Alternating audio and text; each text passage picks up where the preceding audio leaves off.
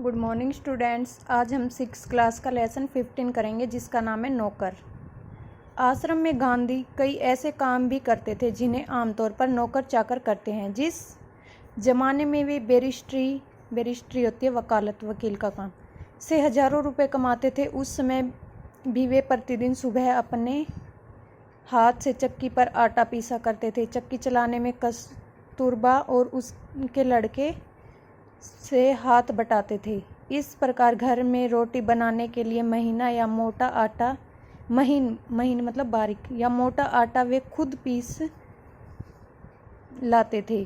साबरमती आश्रम में भी गांधी जी ने पिसाई का काम जारी रखा। वह चक्की को ठीक करने में भी कभी कभी घंटों मेहनत करते थे। एक बार एक कार्यकर्ता ने कहा कि आश्रम में आटा कम पड़ गया। आटा पिसवाने के में हाथ बटाने के लिए गांधी फौरन उठकर खड़े हो गए। गेहूं पीसने से पहले उसे बीनकर साफ करने पर वह जोर देते थे।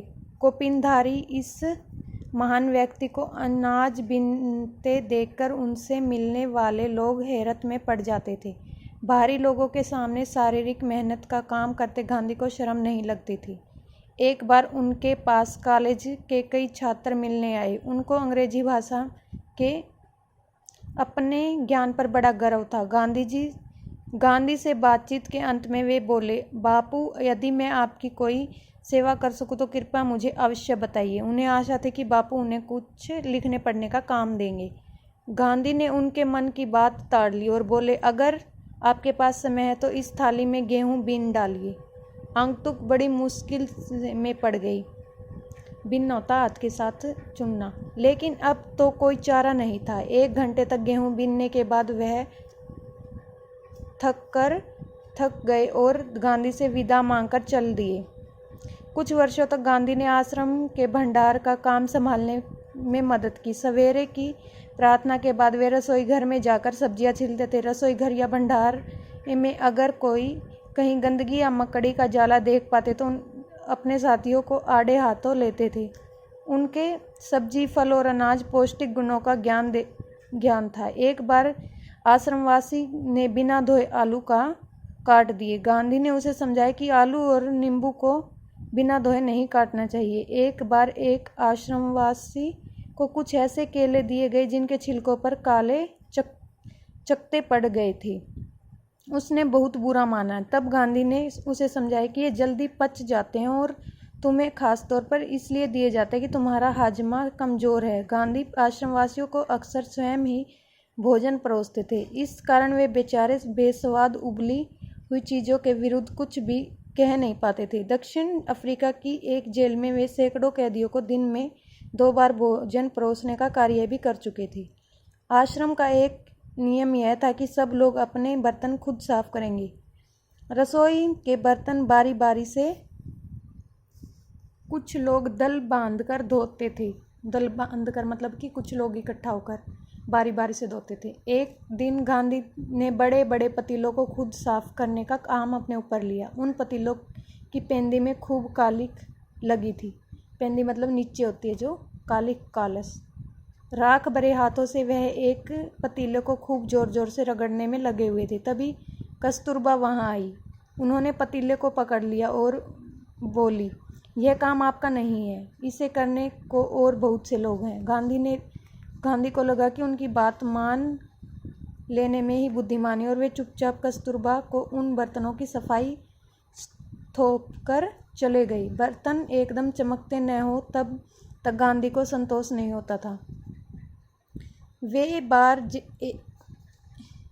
एक बार जेल में उनको जो मददगार दिया गया था, उनके काम में असंतुष्ट होकर उन्होंने जताया था कि वे खुद कैसे लोहे के बर्तनों को भी मांझकर चांदी सा चमका सकते थे। जब आश्रम का निर्माण हो रहा था उस समय वहां आने वाले कुछ मेहमानों को तंबुओं में रहना पड़ता था। एक नवागत को पता नहीं था कि अपना बिस्तर कहाँ रखना चाहिए, इसलिए उसने बिस्तर को लपेट कर रख दिया और यह पता लगाने गया कि उसे कहाँ रखना है। लौटते समय उसने देखा कि गांधी खुद उसका बिस्तर कंधे पर उठाए रखे चले जा रहे हैं। आश्रम के लिए बाहर बने कुएं से पानी खींचने का काम भी वे रोज करते थे। एक दिन गांधी कुछ अस्वस्थ थे और उन चक्की पर आटा पीसने के काम में हिस्सा बटा चुके थे। उनके एक साथी ने थकावट से बचाने के लिए अन्य आश्रमवासियों की सहायता में सभी बड़े छोटे बर्तनों को पानी भर डाला। गांधी को यह बात पसंद नहीं आई। मन में कुछ ठेस लगी। उन्होंने बच्चों के नहाने का एक टब उठा लिया और कुएं में उनको पानी भरकर टब को सिर पर उठाकर आश्रम ले आए। बेचारे कार्यकर्ता को बहुत पछतावा हुआ। शरीर में जब तक बिल्कुल लाचारी न हो तब तक गांधी को यह बात बिल्कुल पसंद नहीं थी कि महात्मा या बूढ़े होने के कारण उनको अपने हिस्से का दैनिक शारीरिक श्रम न करना पड़े। श्रम कार्य उनमें हर प्रकार का काम करने की अद्भुत क्षमता और शक्ति थी। वह थकान का नाम भी नहीं जानते थे। दक्षिण अफ्रीका के बोअर युद्ध के दौरान उन्होंने घायलों को स्ट्रेचर पर लादकर एक दिन में 25-25 मील तक ढोया था। वह मीलों पैदल चल सकते थे। दक्षिण अफ्रीका में जब वे टालस्टॉल बाड़ी में रहते थे तब पास के शहर में कोई काम होने पर दिन के अक्सर 42 मील तक पैदल चलते थे।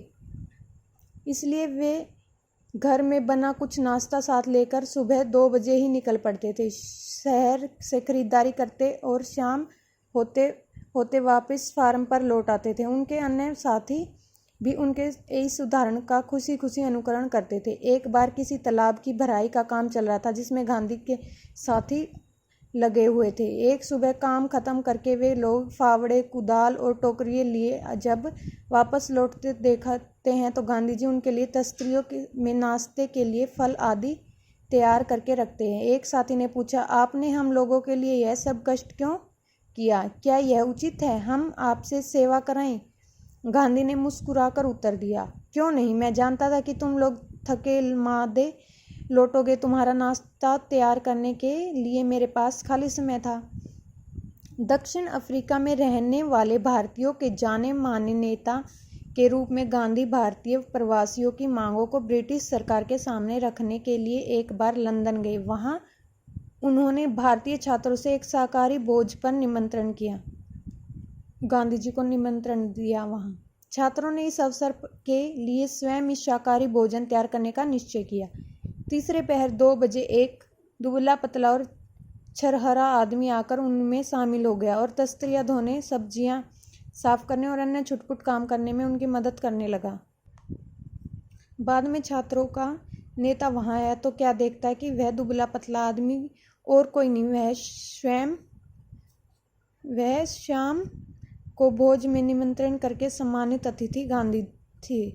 गांधी दूसरों के काम लेने में बहुत सख्त थे दूसरों से, लेकिन अपने लिए दूसरों से काम कराना उन्हें नापसंद था। एक बार एक राजनीति सम्मेलन में गांधी जब अपने डेरे पर लौटे तो रात हो गई थी। सोने से पहले वे अपने कमरे का फर्श बुहार रहे थे।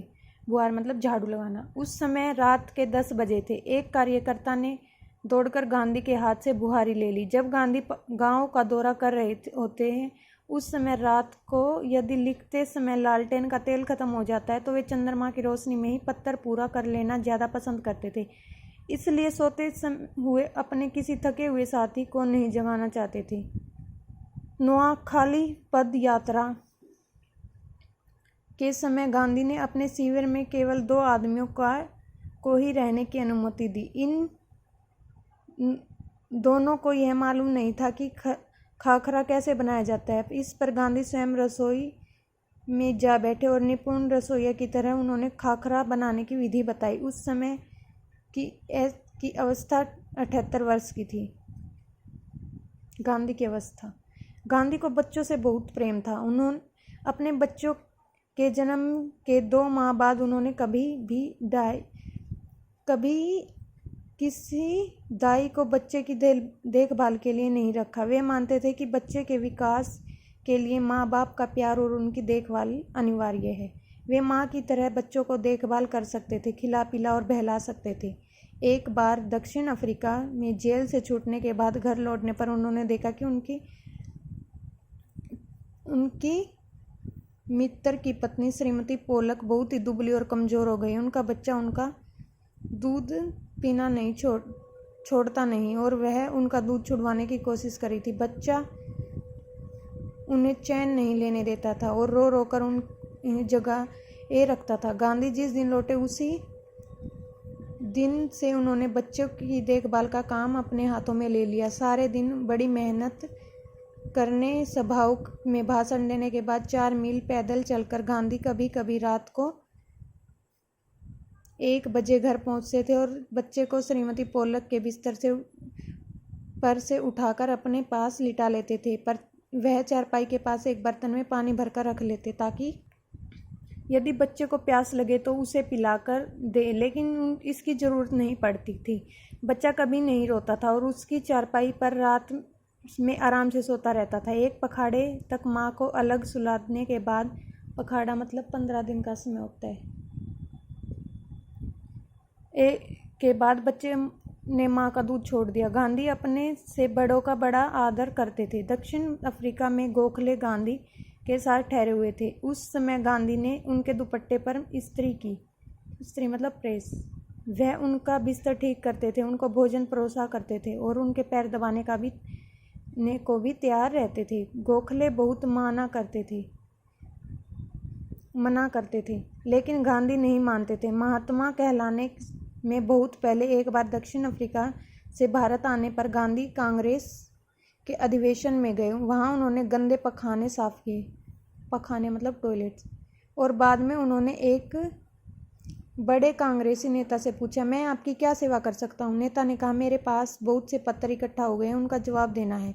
मेरे पास कोई कारकुन नहीं है जिसमें यह काम दूँ। क्या तुम यह काम करने को तैयार हो? गांधी ने कहा, जरूर, मैं ऐसा भी काम करने को तैयार हूँ जो मेरी सामर्थ्य से बाहर न हो। यह काम उन्होंने थोड़े ही समय में समाप्त कर डाला। इसके बाद उन्हें उन नेता की कमीज के बटन आदि लगाने और उनकी अन्य सेवा काम खुशी से किया। जब कभी आश्रम में किसी सहायक को रखने की आवश्यकता होती थी, तब गांधी जी किसी हरिजन को रखने का आग्रह करते थे। उनका कहना था कि नौकरों को हमें वेतनभोगी मजदूर नहीं, अपने भाई के समान मानना चाहिए। इसमें कुछ कठिनाई हो सकती है, कुछ मजबूरियां हो सकती है, फिर भी हमारी कोशिश व्यर्थ निष्फल नहीं जाएगी। उन्हें यह मालूम ही न था कि किसी को नौकर की भांति कैसे रखें। एक बार भारत की जेल में उनके कई साथी कैदियों को उनकी सेवा टहल का काम सौंपा गया। एक आदमी उनके फल धोता था या काटता, दूसरा बकरियों को दुलाता, तीसरा उनके निजी नौकर की तरह काम करता था और चौथा उनके पखाने की सफाई करता था। एक ब्राह्मण कैदी उनके बर्तन धोता था और 2 गोरे यूरोपियन प्रतिदिन उनकी चारपाई बाहर निकालते थे। गांधी ने देखा कि थाईलैंड में ऊंचे घरानों में घरेलू नौकरों को परिवार का आदमी माना जाता था। एक बार एक अंग्रेज के घर से विदा लेते समय उन्होंने यह देखकर खुशी हुई कि नौकरों का उनका परिचय नौकरों की तरह नहीं बल्कि परिवार के सदस्य के समान कराया गया। एक बार एक भारतीय सज्जन के यहाँ काफ़ी दिनों तक ठहरने के बाद गांधी जी जब लेने लगे, तब उस घर के नौकरों ने उन्हें विदा ली और कहा, मैं कभी किसी को अपना नौकर नहीं समझता, उसे भाई या बहन ही माना है। आप लोगों को भी मैं अपना भाई समझता हूँ। आपने मेरी जो सेवा की उसका प्रतिदान देने की सामर्थ्य मुझ में नहीं है, लेकिन ईश्वर आपको इसका पूरा फल देंगे। लेखक है Anu Bandopadhyay ji. Thank you students. आपको ये लेसन अच्छे से रीड करना है, इसके कठिन शब्दों के अर्थ और क्वेश्चन आंसर अपनी फेयर नोटबुक में नोट करने और साथ ही लर्न करने हैं।